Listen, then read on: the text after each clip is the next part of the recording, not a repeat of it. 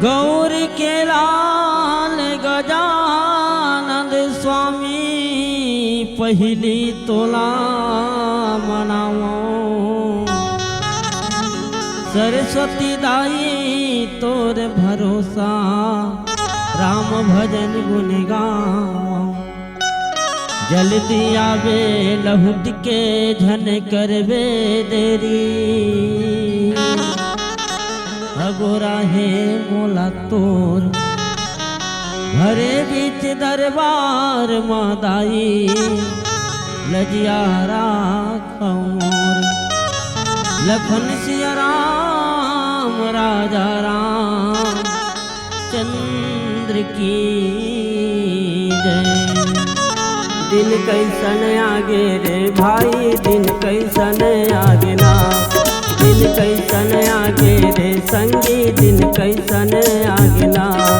दिन कैसन आगे रे भाई दिन कैसन आगे ना। दिन कैसन आगे रे संगी दिन कैसन आगे ना। सावन भादों के बरसामा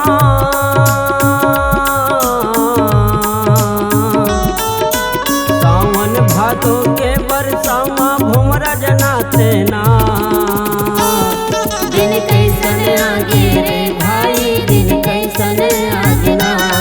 दिन कैसन आगे रे संगी दिन कैसन आगे ना।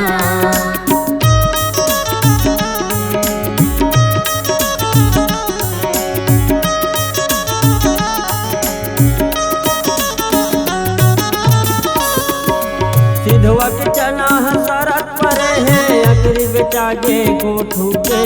अंगना के तुलसी चौरा उधर गे पूजा है फिल्मी फोटो के। अंगना के तुलसी चौरा उधर गे पूजा है फिल्मी फोटो के।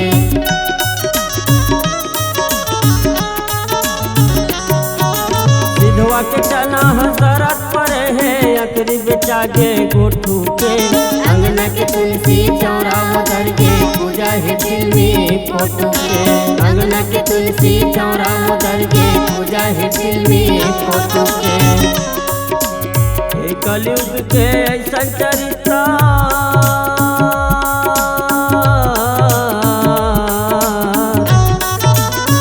कलयुग के ऐसा चरित्र रोना आगे ना। दिन कैसन आगे रे भाई दिन कैसन आगे ना। दिन कैसन आगे रे संगी दिन कैसन आगे ना।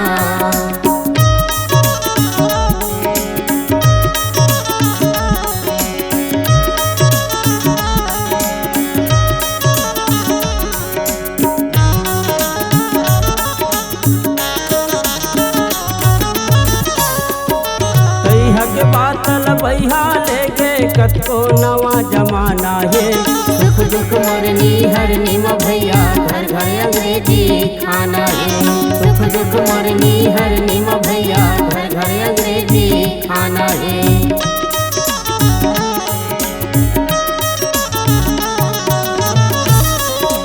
तैहा के बातल बहिया लेके कतको नवा जमाना है। सुख दुख मरनी हरनी म भैया घर घर अंग्रेजी खाना है। सुख दुख मरनी हरनी म भैया घर घर अंग्रेजी खाना है। कलयुग के ऐसा चरित्र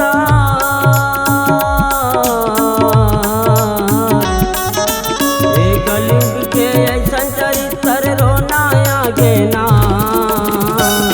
दिन कैसन आगे रे संगी दिन कैसन आगे ना। दिन कैसन आगे रे भाई दिन कैसन आगे ना।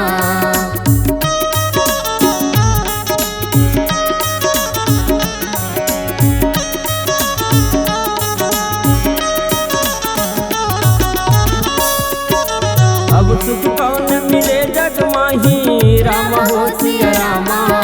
जहि ते प्राण न तनु ते जाही राम हो सिया रामा।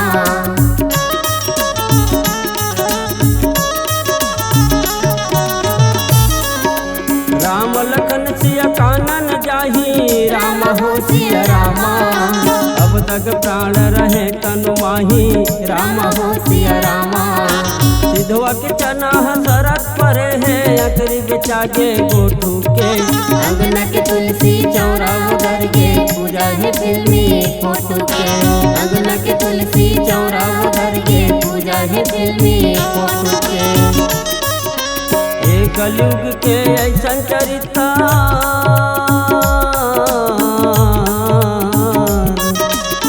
कलयुग के ऐसा चरित्र रोना आगे ना। दिन कैसन आगे रे संगी दिन कैसन आगे ना। दिन कैसन आगे रे संगी दिन कैसन आगे ना। सावन भादो के बरसामा भुमरा जनाते ना। सावन भादो के बरसामा भुमरा जनाते ना। दिन कैसन आगे रे संगी दिन कैसन आगे ना। दिन कैसन आगे रे भाई दिन कैसन आगे ना। दिन कैसन आगे रे संगी दिन कैसन आगे ना। दिन कैसन आगे रे भाई दिन कैसन आगे ना। हमारे YouTube चैनल राजेंद्र पाल यादव को लाइक शेयर एवं सब्सक्राइब करें। लेटेस्ट अपडेट पाने के लिए बेल आइकन को दबाना बिल्कुल न भूलें।